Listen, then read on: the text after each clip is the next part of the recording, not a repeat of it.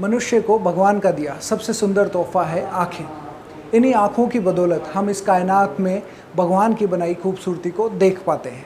अगर ये आँखें नहीं होंगी तो हमारे लिए ये सारी खूबसूरती बेनूर हो जाएगी। लेकिन वर्तमान समय में हमारे खान पान की गुणवत्ता में आई कमी, पॉल्यूशन और लाइफस्टाइल में आए बदलावों के कारण आँखों के मरीज लगातार बढ़ रहे हैं। लेकिन इसी समय इन मरीजों को अच्छा और किफ़ायती इलाज प्रदान करना भी काफ़ी चुनौतीपूर्ण हो रहा है। अभी हम पहुँचे हैं सीकर के रिद्धि सिद्धि आई केयर हॉस्पिटल और यहाँ हम जानने का प्रयास करेंगे कि कैसे हम इन आँखों का ज़्यादा बेहतर तरीके से ख्याल रख सकते हैं और अगर ज़रूरत पड़े तो क्या बेहतर इलाज है जो हम प्राप्त कर सकते हैं।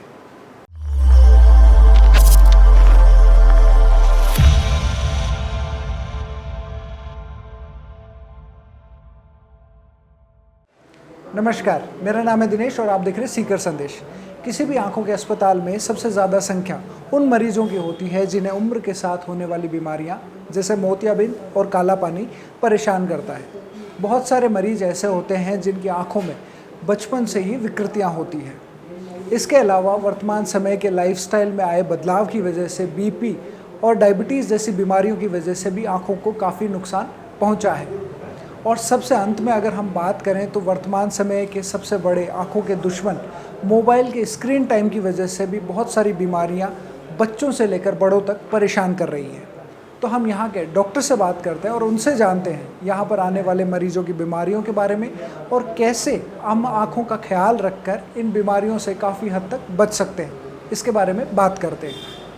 कहते हैं कि आँखें हैं तो जहाँ हैं और इनकी सुरक्षा हमारे लिए सबसे महत्वपूर्ण है। इन्हीं सभी उद्देश्यों को ध्यान में रखते हुए 2017 में हमने ये रिद्धि सिद्धि आई केयर हॉस्पिटल शुरू किया था और मुझे ये बताते हुए बड़ी खुशी हो रही है कि हमने अब तक 40,000 से ज़्यादा पेशेंट्स जो हैं वो सक्सेसफुली ट्रीट किया है। उनमें हज़ारों सर्जरीज भी रही हैं और इसी उद्देश्य को पूरा करने के लिए हमने पेशेंट्स की सेफ्टी के लिए, प्रॉपर डायग्नोसिस के लिए, उनके इलाज के लिए हमने जो बेस्ट मशीन जो आज की डेट में अवेलेबल हैं, भले वो अमेरिकन सेंचुरियन हो या फिर जो जापान की मशीन है NCT है, OCT है, उसके अलावा ग्रीन लेज़र है, ये सभी मशीनें हम लोगों ने इंस्टॉल की अपने हॉस्पिटल में ताकि मरीज़ को डायग्नोसिस में लेके किसी भी चीज़ का कुछ डाउट नहीं रहे कि हमारा प्रॉपर मशीन से डायग्नोसिस नहीं हुआ। तो सभी डायग्नोसिस, काउंसलिंग, ट्रीटमेंट सारी चीज़ें हमने बेस्ट की यहाँ पे।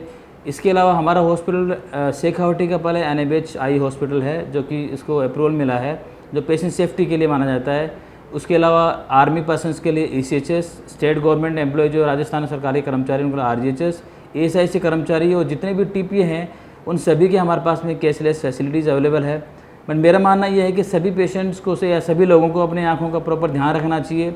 हमें ज़रूरत ना पड़े कि डॉक्टर्स के पास में जाना पड़े हमें छोटी मोटी चीज़ों के लिए, तो प्रॉपर खाने का ध्यान रखें। पूरी 6 से 7 घंटे आप नींद लें, हरी सब्जियाँ खाएँ। बच्चे जो हैं अभी ऑनलाइन पढ़ाई कर रहे हैं कंप्यूटर में, तो उनको 20-20 का रूल फॉलो करें, प्रॉपर्ली उनको टाइमली चेक करवा के उनके चश्मे की जांच करवाएं ताकि उनकी जो दूसरी समस्याएं आगे बढ़ सकती हैं वो नहीं हो।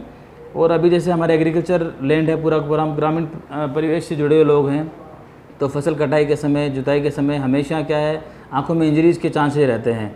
तो उसमें हमें लापरवाही बिल्कुल भी नहीं करनी है क्योंकि उसमें फंगल अल्सर वगैरह जैसी चीज़ें होती हैं जो आँखों की रोशनी कम्प्लीटली ख़त्म कर सकती हैं। तो प्रॉपर्ली ध्यान रखें। कुछ भी होती है तो आज के टाइम पे हर जगह फैसिलिटीज़ अवेलेबल है, हम भी बेस्ट फैसिलिटीज़ दे रहे हैं। तो आप सही समय पे आएँ, अपना सही इलाज करवाएं। थैंक्स।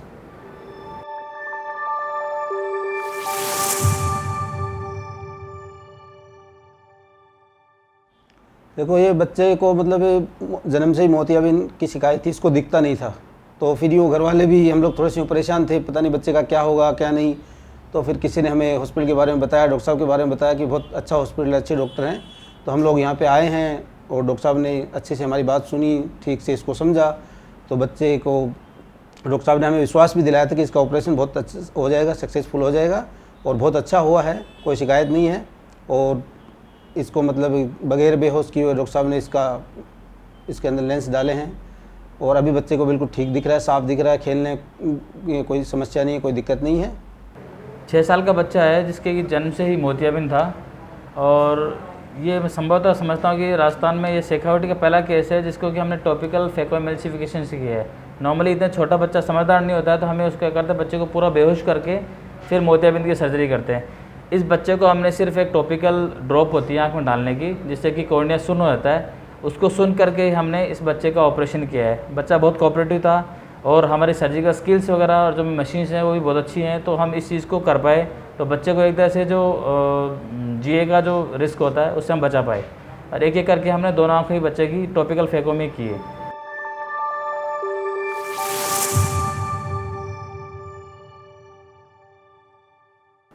मेरी आंखों में कम से कम 6.5 या 7.5 के लगभग प्लस का लेंस था।